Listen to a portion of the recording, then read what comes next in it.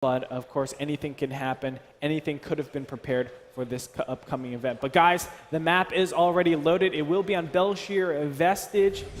And let's go ahead and get into game.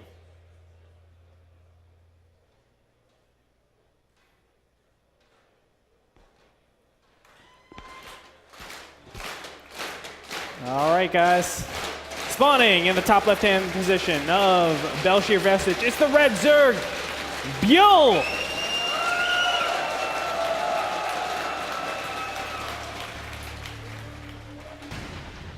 And his opponent, spawning in the bottom right, WCS Season 2 EU champion, it is Duckdeok.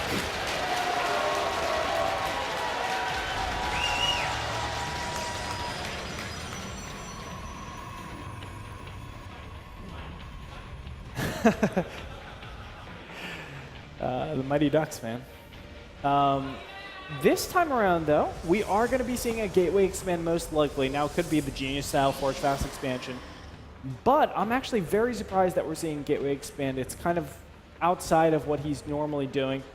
But still, talk to me about gateway expand. How does it actually apply on this map in particular? What do you actually take from it? Because I see a lot of people switching over to gateway expand on this map.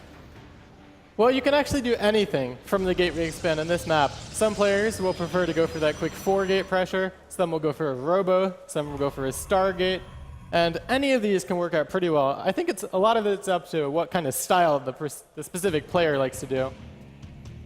Look at this, though. Byul already throwing down the spawning pool. Now, normally you would just go for a 15 hatch in response to a node probe scout in the beginning stage, but Byul not going to play like that right off the bat in his first match of the day. He's going to throw down that spawning pool, then the hatchery afterwards, basically saying, I'm not going to die to any cannon rushes or early game shenanigans. But of course, we know that's not exactly what Duckdeok is going. Instead, Duckdeok is going something that, well, he has room to do pressure, but it's most likely just going to be an expansion directly behind the cybernetics core. Yep, and this is just a pretty standard and safe way for Duckdeok to play this out. He's going to get that mothership core out as soon as he can, and then he'll make that nexus right after. Against players like this, I mean, I think the best way to put it, especially for Byul, is going to be how his overlords are positioned. We really got to talk about that the most. You can see the first overlord going into this area over here, and the reason why I say it's so important to focus on the overlords in these stages is because they're going to be the ones that tell Byul if Duckdeok is doing an all-in and what type of all-in it is. Right? We know Duckdeok to be just so aggressive in that mid-game stage and just be relentless with that, have these combination attacks. And the question comes, in what form is that going to come in here?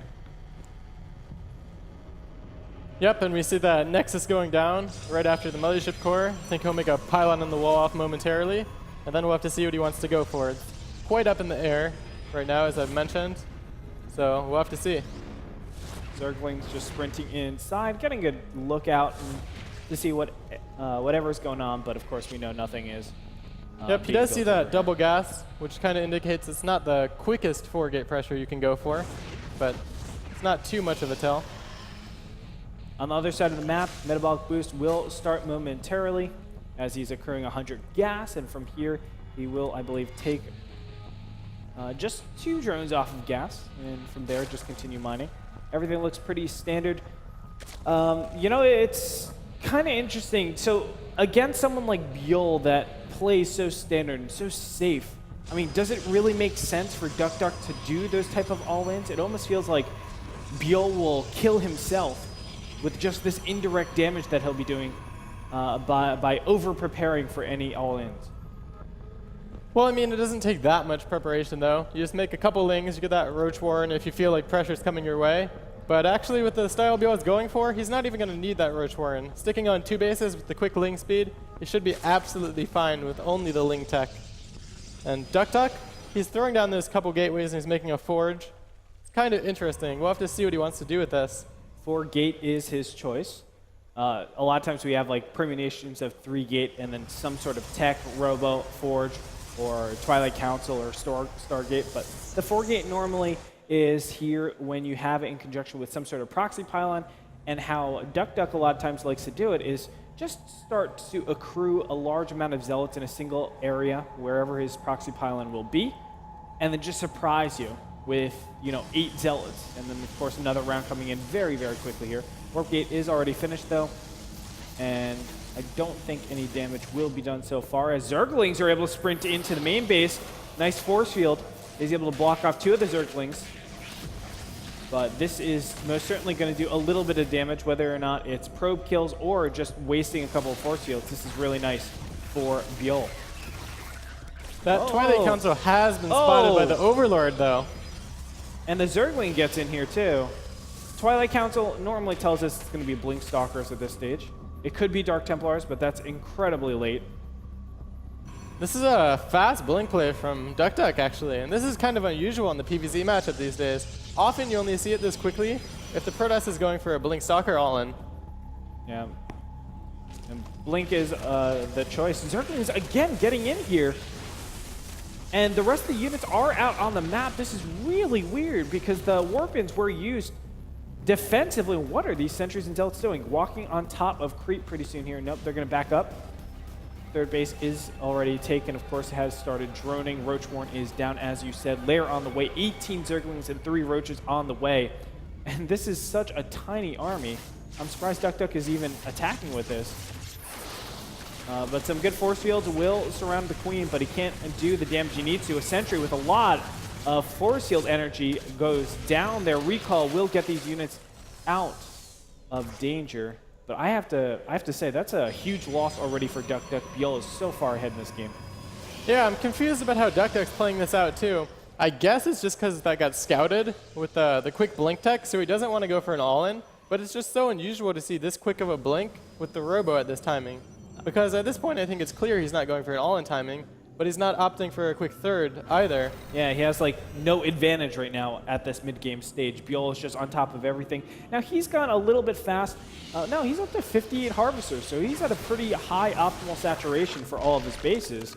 Now finally starting to take his next gases, but things are looking really good for Byul, as he'll be able to have that initiative in tech switches, in just overmassing in Zerglings and Roaches, and things will be really cool.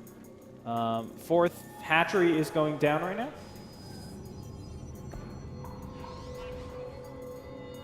And that's just a macro hatch. Looks like Byul wants to get out that increased production, and that'll help him a lot. Right now he's sticking on the Roach and Ling Tech, which I think is a good choice based on what he's scouted. I think he's still a little bit afraid of some potential timing coming in. So he wants to stay in that lower tech until he feels safe and comfortable. And he still hasn't seen a third from Duckdeok, so there's no reason for him to tech past this. Looks like he should just be massing up a lot of units and preparing for a defense. And this is kind of an unusual timing from Duckdeok. Oh yeah. I mean, 11 minutes, technically, Byul could be max at this point, right? I mean, we've seen that 11-minute max, and it's actually very surprising, but the counterattack goes down in the natural base. A lot of Stalkers being warped in defensively, and this is unfortunate for Duckdeok, but he is pushing on. Oh my goodness, a lot of burrowed units. Gonna surprise those sentries, and there it is. A great recall in response, but that is the perfect way to take that attack out. There's nothing Duckdeok could do from that. And even though he recalled and saved the units, now if he wants to go for another push, it's going to be incredibly late, and it's just giving Byul so much time to mass up all the units he needs to defend. Yeah, and not only that, he doesn't have the time warps that he needs. Normally, you need that burst damage to be done in the beginning stages to limit the count of Zerglings and Roaches. But at this point, I mean, Byul can do this non-stop. Just Zergling Roaches pounding on this attack until it's withered away.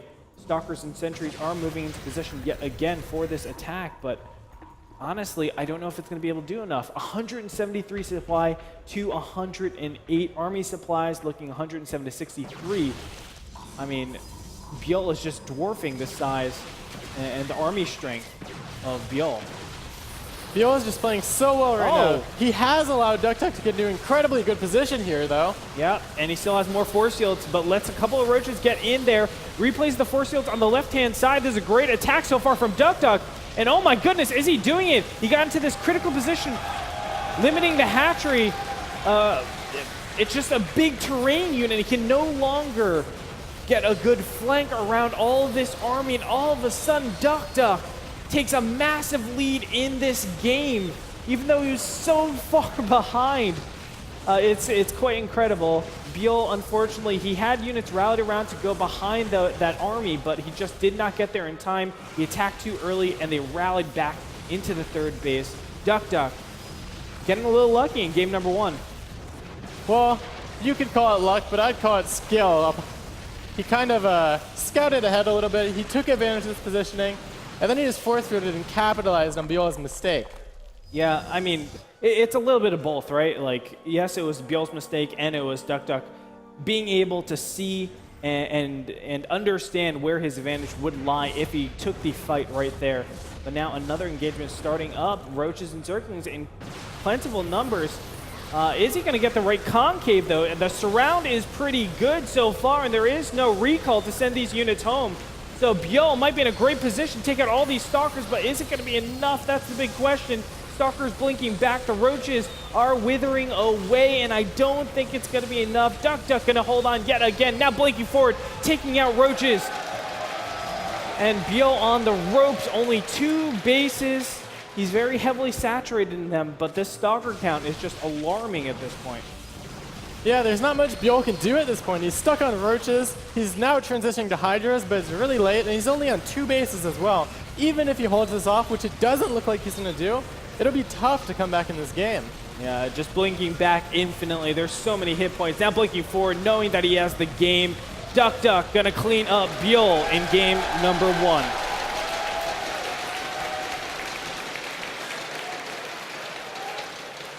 Man, things looked a little bit shaky for Duckdeok in the beginning phase. He had to recall twice in that game, both sentries.